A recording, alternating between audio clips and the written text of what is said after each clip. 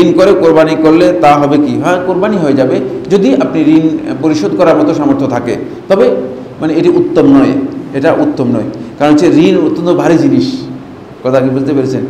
ঋণ আমরা অনেককে দেখা যায় যে ঋণ করার পরে দিব্যি রাস্তায় রাস্তায় ঘুরতেছে, মানে এক একটা পোশাক কাপড় চোপড়ের মানে পুরো কাপড় চোপড় গায়ের মধ্যে যা আছে, হাতের ঘড়ি চশমা সবটাই মূলত ঋণের, আর তিনি খুব দিব্যি ঘুরতেছেন। এটি একেবারে হারাম কাজ, খেয়াল রাখবেন। ঋণ করে এই সমস্ত কাজ করবেন না, অত্যন্ত ভয়ঙ্কর একটা ভারী জিনিস। ফলে আল্লাহ রাসূল সাল্লাল্লাহু আলাইহি ওয়াসাল্লাম বলতেছেন, যে ব্যক্তি শাহাদাত বরণ করলো আল্লাহর রাস্তায়, শুধু ঋণের কারণে তার শাহাদাতটুকু কবুল হবে না। বুঝতে পেরেছেন কত ভারী জিনিস?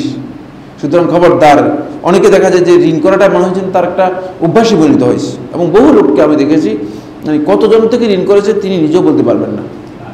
যেখানে যায় সেখানে ঋণ করে, ঋণ করাটাই হচ্ছে একটা মানে অনেকটা মনে হচ্ছে যেন একটা ফ্যাশনের মতো অনেকটা। খবরদার, এই কাজগুলো করবেন না। এগুলো কিয়ামতের দিন কীভাবে এগুলো বুঝিয়ে দিবেন? মানুষের হক বুঝাতে পারবেন না, সে বিপদ হয়ে যাবে। ঋণ করে কোরবানি করার দরকার নেই। আপনি কেন কোরবানি করতে যাবেন? আপনার তো প্রয়োজন নেই। হ্যাঁ, যদি কোনো কারণে এখন এই মুহূর্তে মানে এই সময় আপনার কাছে টাকা নেই, হতে পারে না কোনো কারণে হয়তো টাকা এই মুহূর্তে নেই, কিন্তু আপনার কাছে টাকা মানে ম্যানেজ করার মতো ব্যবস্থা আছে, সব আছে। হতে পারে যে ব্যাংকে টাকা আছে, এখন উঠাতে পারতেছেন না, ব্যাংক বন্ধ হয়ে গেছে, তখন ঋণ করতে পারেন। কথা কি বুঝতে পেরেছেন? তো এক্ষেত্রে আপনার জন্য ঋণ নেওয়া জায়েজ রয়েছে।